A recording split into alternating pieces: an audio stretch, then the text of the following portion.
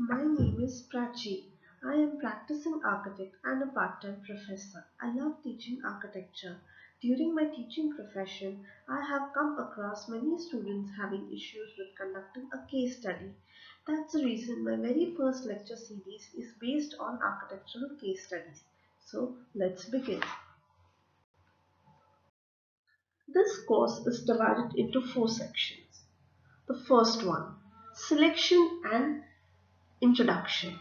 What is a case study and its importance in our design? Understanding the process of searching, selecting, and final shortlisting of the case studies. What is the difference between live and book case study? The second one, introspection and analysis. This is the most important phase of case study. How to introspect the case study. What questions to be asked yourself when observing your case study.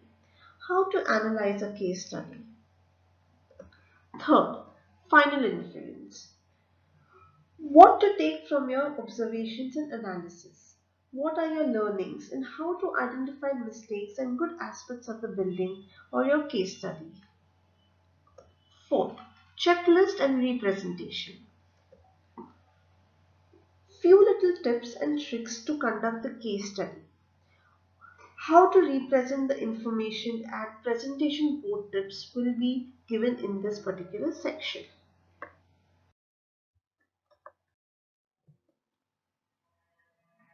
Design process timeline. In your architectural school, your design or thesis will be divided into these basic phases or stages. Firstly, you will be introduced to the topic or a design problem or a design challenge.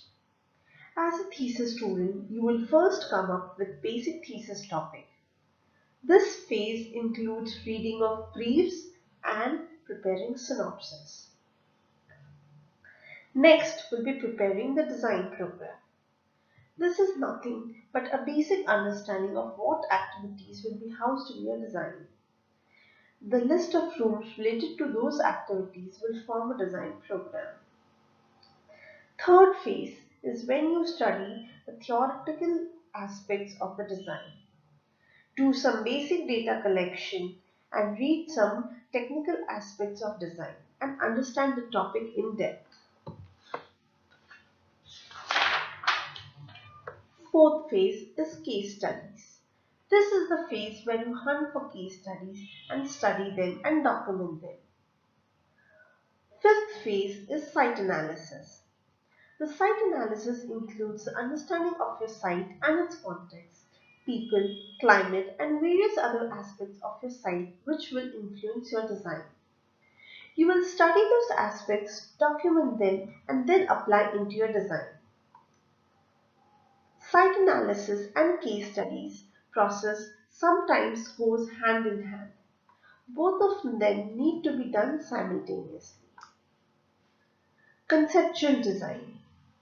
This is the stage when we start with zoning, circulation pattern, creating models of our design. This phase is very experimental and can be revised more than once. Final design. This is the stage happens once our basic conceptual layout is finalized. It is when we have experimented with more than one layout and model and finally selected the final one. This this is the stage when we start adding details to our design. What is a case study and why do we need it? To understand this, let us consider four analogies that represent different situations.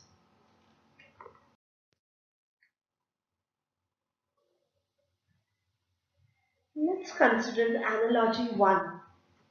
Imagine that you want to become a potter and make a clay pot. First thing you will do is watch YouTube videos which teaches you how to make a clay pot.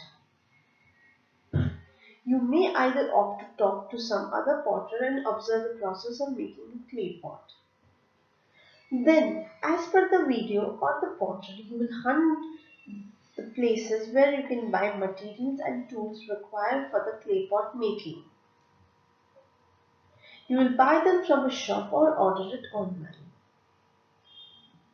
Then again, you will watch some more videos and learn the other aspects of pottery. Then you will try for yourself, make mistakes and learn from them and try again. You will try making pots again and again and finally you will make a perfect pot.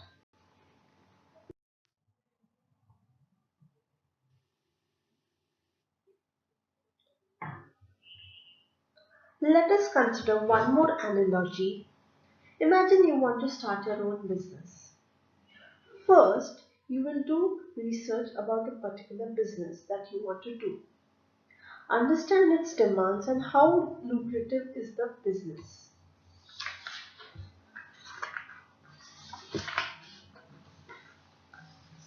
Then understand how much finance is needed to be invested in this particular business.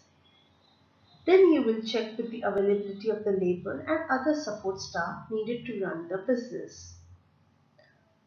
Finally, you will consider other people who have done the similar kind of a business. Understand from their mistakes and avoid them doing in your venture. This will help you to be more accurate when taking such business decisions.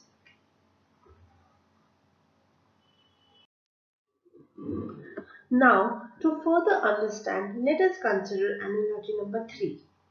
Imagine you want to become a movie director. There will be two options for you. You will either watch all the movies of Martin Scorsese or you will watch 10 different movies of 10 different directors. Each of these directors has a different way of making a movie. In case number 1, you will understand only single aspect of movie making and your thoughts will be linear. You might end up making a similar movie and people will consider it as a copy of that movie. In case number 2, since all the directors has different approach towards the art of movie making, you will not only understand various aspects of movie making but also come across many styles, genres of storytelling also. This will give you more confidence and knowledgeable and technically sound.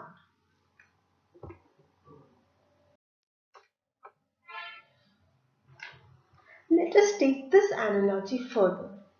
After watching a movie, you can ask few questions, analyze and sum it up into few sentences. You have watched the movie Dark Knight. What is the challenge? A new villain named Joker has emerged in the city of Gotham. How did the Batman resolve the challenge? Endure everything. Details of how it was achieved. Girlfriend died. Harvey didn't change and faith in people. What to take from the movie? Without a cape, you can be a superhero. Let us consider analogy number 4. Imagine you are a chef and preparing a Michelin star dish. First, you will have to buy all the ingredients as per the recipe. In option number 1, you will either go to supermarket and buy all the ingredients in one go at one stop shop. This will save your time and energy. Or you will opt for option number 2, where you will purchase ingredients from 10 different shops, a shop which is famous for a particular ingredient. For example, a coriander from a shop where you get fresh green vegetables, or spices from a spices specialty shop, or a cheese from a cheese specialty shop, or a bread from a bakery. This way, you will get best variety of ingredients, though you will take some more time, but the efforts will be worth it.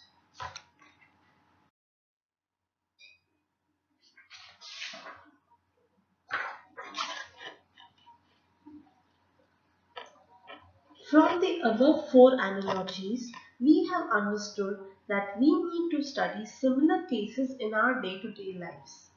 The format, medium, and methodology might be different for every different case. Similarly, case study is important important in architectural design also. We have various strategies and mediums and format to conduct the case study. This helps us in considering various design aspects which can either be implied in our design or we can learn from the mistakes and avoid them in our design.